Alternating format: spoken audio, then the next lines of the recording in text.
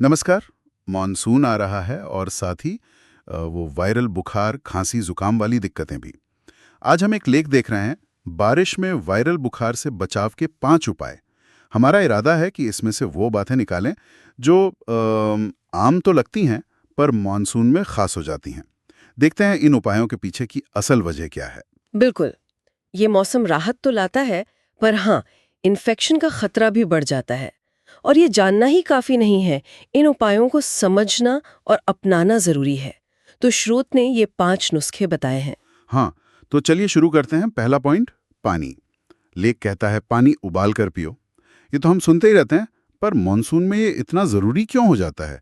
क्या जो घर में फिल्टर लगे हैं वो काफ़ी नहीं? देखिए, ये सवाल बहुत अच्छा है।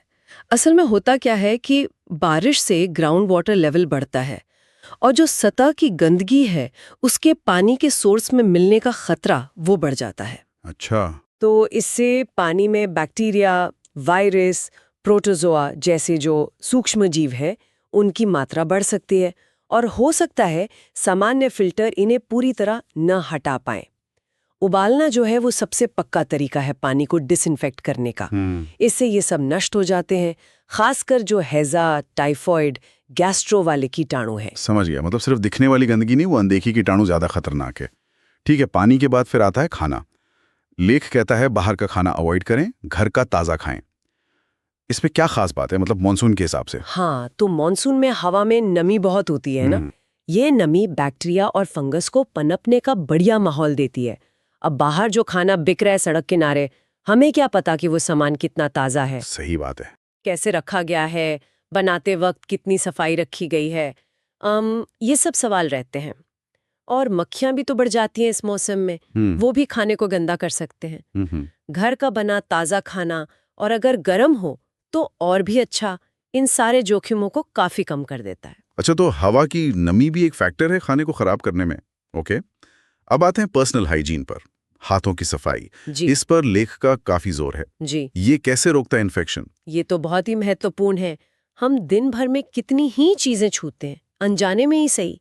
दरवाजे का हैंडल है, टेबल है, अपना फोन है, पब्लिक ट्रांसपोर्ट में रेलिंग वगैरह। हाँ। इन सतहों पर वायरस घंटों तक जिंदा रह सकते हैं। और फिर हम बिना हाथ धोए अपनी आंख, नाक या मुंह छू लेते हैं, तो ये वायरस बड़े आराम से हमारे शरीर में घुस जाते हैं। जी। इसलिए नियमित रूप से हाथ धोना, खासकर बाहर से आने पर या कुछ खाने से पहले, हाँ हाँ। साबुन और पानी से कम 20 सेकंड तक, ये जरूरी है। ये जो ट्रांसमिशन की चेन है ना, उसको तोड़ने का सबसे अच्छा तरीका यही है। पर लोग ध्यान नहीं देते। Yes. अच्छा, अब शरीर की अपनी डिफेंस की बात करते हैं। लेख विटामिन सी लेने को कहता है, नींबू, आंवला, संतरा। इसका क्या लॉजिक है?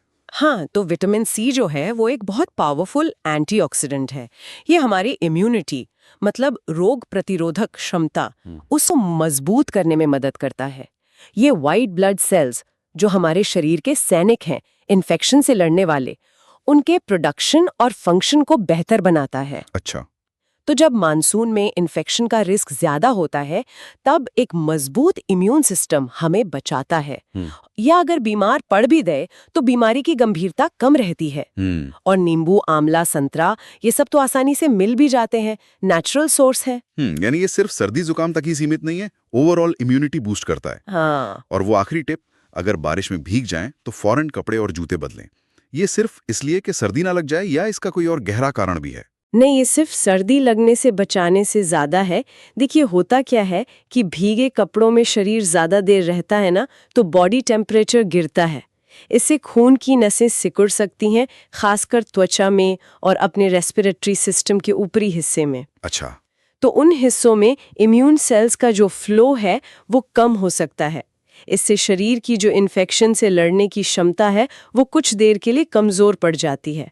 और हाँ, गीले जूतों में फंगल इन्फेक्शन का भी खतरा रहता है। ओह, ये बात है। इसीलिए जैसे ही मौका मिले, भीगने पर फौरन सूखे कपड़े पहनना और शरीर को गर्म रखना बहुत जरूरी है। तो कुल मिलाकर ये 5 उपाय, पानी उबालना, घर का खाना, हाथ धोना, विटामिन सी और भीगने पर कपड़े बदलना, सुनने में तो ये बहुत सामान्य लगते हैं, पर इनके पीछे ठोस वजह है, खासकर मॉनसून के लिए।